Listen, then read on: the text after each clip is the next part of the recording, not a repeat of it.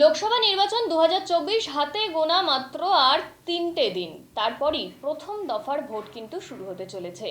আর 3 দিন পর এই রাজ্যেরই জলপাইগুড়িতে প্রথম দফার ভোট হতে চলেছে এবং এই 3 দিনে কিন্তু তারা অর্থাৎ প্রত্যেক দলের প্রার্থীরা নিজেদের ভোট ভীষণভাবেই প্রচার করে চলেছেন। ঠিক সেরকমই জলপাইগুড়ির বামফ্রন্ট মনোনীত প্রার্থী দেবরাজ বর্মন, তিনি কিন্তু অবিরাম নিজের প্রচার সারছেন।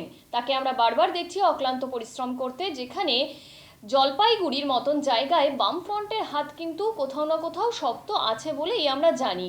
বারবারই বামফ্রন্ট কিন্তু জলপাইগুড়ি তথা চা চাষিদের নিয়ে বারবার সরব হয়েছেন। বামফ্রন্টের একাধিক বিশেষ মুখকে আমরা বারবার দেখেছি চা চাষিদের হয়ে কথা বলতে।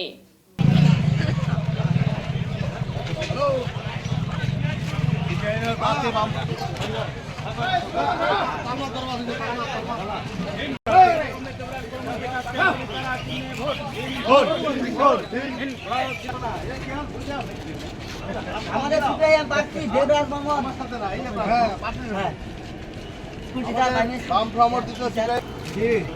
চলো চলো চলো ঘুরে একটু আমাদের বামফ্রন্টের প্রার্থী একটু দেখবেন আমাদের প্রার্থী কত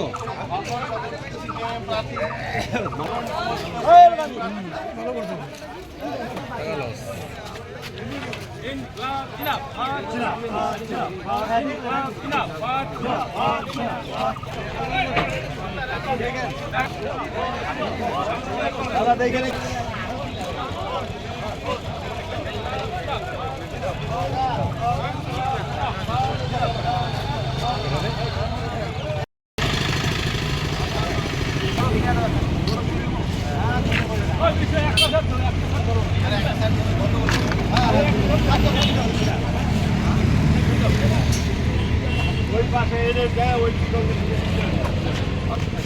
একটা করে বার করো। আসো আসো দাদা দেখে রাখি। আমাদের প্রার্থী সিপিআইএমের প্রার্থী বামফ্রন্ট সমর্থিত।